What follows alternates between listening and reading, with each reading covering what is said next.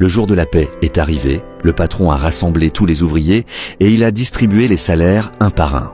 Et là, l'un d'eux a remarqué qu'il avait reçu plus d'argent que ce qu'il devait toucher. Le patron a dû se tromper, il est super occupé, s'est-il dit, mais ensuite il a commencé à y réfléchir. Est-ce que je dois le rendre? Ma sœur a besoin de médicaments et ma mère n'a pas vraiment mangé correctement depuis plusieurs jours. Pendant ce temps-là, ce matin-là, le patron parlait avec sa femme. Comme j'étais pressé, j'ai mis de l'argent en plus dans la paie d'un des ouvriers. S'il revient pour le rendre, tu me préviens et je reviens tout de suite. S'il fait ça, je vais lui changer la vie.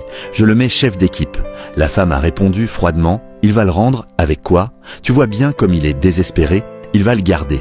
Moi je crois encore qu'il y a des gens honnêtes, a dit le patron. S'il se pointe avec l'argent, tu me préviens. À ce moment-là, on a appelé le patron pour vérifier une cargaison. Je sors voir le fournisseur. S'il se passe quelque chose, tu me dis et je reviens. D'accord, a répondu la femme, mais je doute qu'il le rende.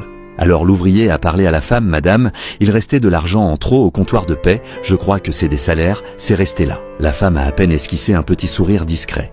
Donne-le-moi, je vais le lui rendre. Vous êtes sûre, madame? Vous allez vraiment le lui remettre? Bien sûr, tu peux partir tranquille. L'ouvrier a avalé sa salive. Bon, d'accord, il y avait trop d'argent dans la paie, je préfère le rendre. Je vous demande juste de lui dire que c'était moi.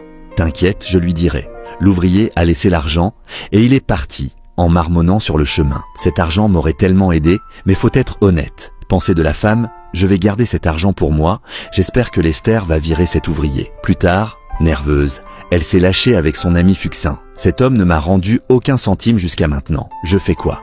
Fuxine a répondu, vire-le. Il vole sûrement. Je te l'ai dit depuis longtemps, il est pas honnête. La femme a dit à voix haute, c'est ce que je vais faire, je le vire aujourd'hui.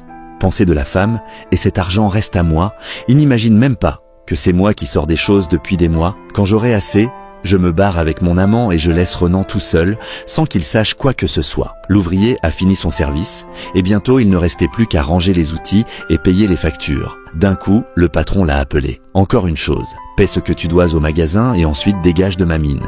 Tu remets plus jamais les pieds ici. L'ouvrier était resté figé. Mais pourquoi, patron?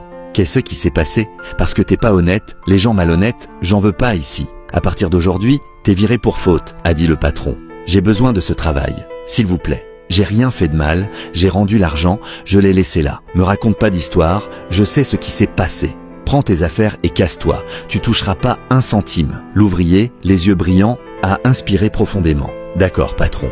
Mais attendez, je dois vous dire quelque chose de vraiment sérieux. Si tu veux la suite de cette histoire, commente partie 2.